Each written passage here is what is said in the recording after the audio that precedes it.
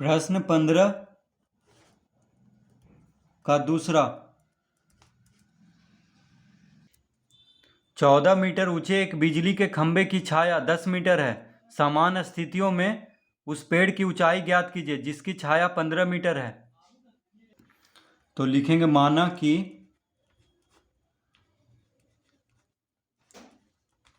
x1 बराबर 14 metre, x1 बराबर 14 metre, comma देंगे।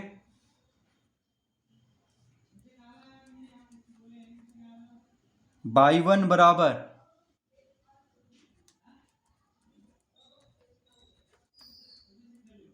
10 मीटर, y1 बराबर 10 मीटर, कॉमा x2 बराबर,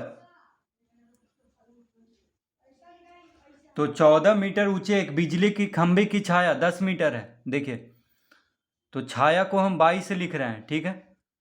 छाया को हम बाई से लिख रहे हैं, y1 में छाया लिखे हैं, तो y2 में भी हम छाया लिखेंगे। और कह रहा है समान स्थितियों में उस पेड़ की ऊंचाई ज्ञात कीजिए जिसकी छाया 15 मीटर है, तो हम y2 में छाया लिखेंगे। तो देखिए, y हो गया छाया, यानी y में हम छाया लिखे हैं, तो y1 भी छाया है, छाया की लंबाई है, और y2 भी छाया की लंबाई है।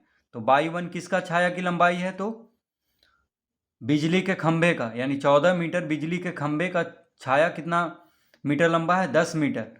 तो कह रहा है कि 15 मीटर जिसकी छाया है उस पेड़ की ऊंचाई ज्ञात कीजिए, यानी उस पेड़ की ऊंचाई ज्ञात कीजिए। तो x2 हमें निकालना है। जैसे x1 क्या है? 14 मीटर ऊंचा बिजली का खंभा है, उसका छाया है 10 मीटर।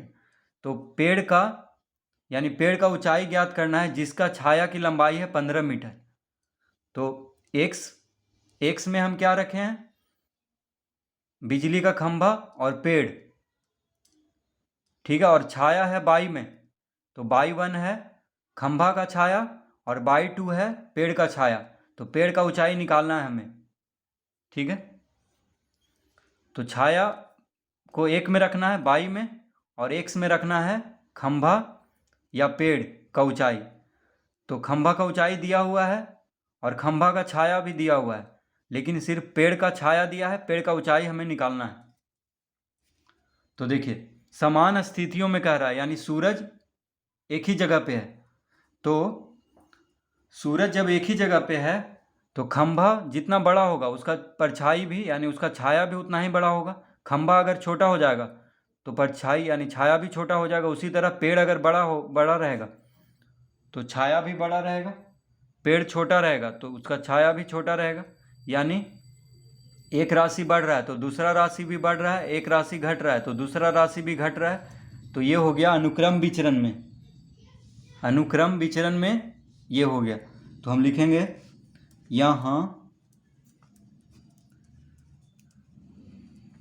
x और y अनुक्रम विचरण में है, अनुक्रम विचरण में है। यहाँ x और y क्या है? अनुक्रम विचरण में है, क्योंकि x बढ़ेगा तो y भी बढ़ेगा, x घटेगा तो y भी घटेगा।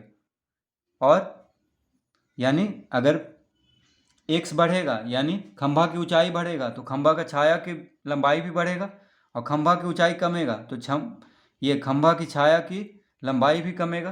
तो अनुक्रम विचरण हुआ। तो अनुक्रम विचरण में सूत्र क्या होता है? जब x और y अनुक्रम विचरण में हो तो सूत्र लगाते हैं x1 बटा y1, x1 बटा y1 बराबर x2 बटा y2। सूत्र क्या लगाते हैं?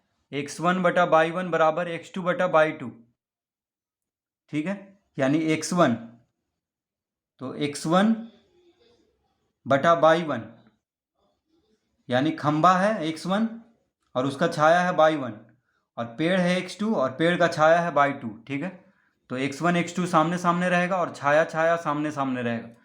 इस तरह ये सूत्र होता है जब अनुक्रम विचरण में हो x और y। तो x1 कितना है? 14, y1 10 है, x2 निकालना है, y2 15 है। तो x1 के जगह पे क्या लिखेंगे 14, y1 के जगह पे 10 लिखेंगे, x2 हमें निकालना है और y2 15, इस तरह लिख लेंगे।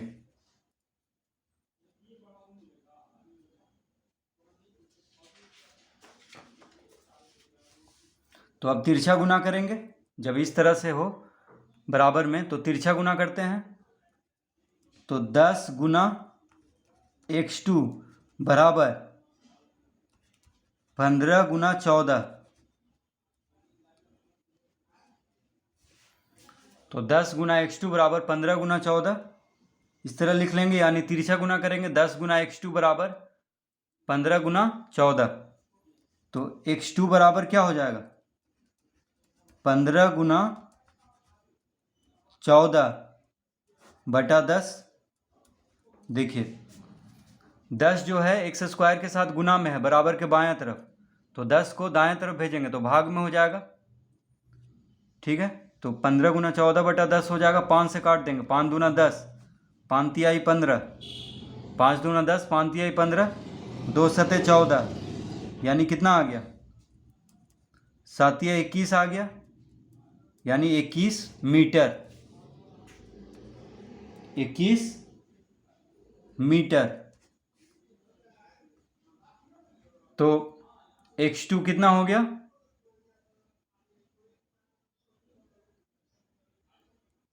तो x2 बराबर 21 मीटर, यानी पेड़ की ऊंचाई कितना है 21 मीटर। तो जिसका छाया 15 मीटर है उस पेड़ का ऊंचाई कितना है 21 मीटर। तो इसको अब हम इस तरह समझ सकते हैं, यानी 10 मीटर छाया जिस खंभे का है उस खंभे का ऊंचाई है 14 मीटर। तो 15 मीटर छाया जिस पेड़ का है उस पेड़ का ऊंचाई कितना है 21 मीटर, यानी x2 बराबर कितना आ गया 21। तो 14 मीटर खंभे का छाया है 10 मीटर लंबा, उसी तरह 21 मीटर पेड़ का छाया है 15 मीटर लंबा। तो इस तरह इसको हल करेंगे।